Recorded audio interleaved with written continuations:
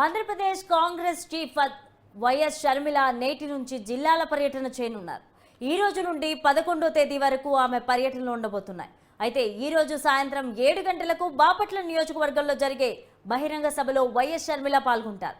ఈ నెల 9వ తేదీన ఉదయం 10 గంటలకు కొవ్వూరు నియోజకవర్గంలో జరిగే రచ్చబండ కార్యక్రమంలో పాల్గొనబోతున్నారు.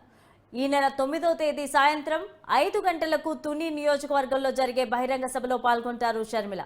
అయితే 10వ తేదీన ఉదయం నర్సీపట్నం నియోజకవర్గంలోనూ సాయంత్రం పాడేరు నియోజకవర్గంలో జరిగే బహిరంగ సభల్లో పాల్గొనబోతున్నారు షర్మిల.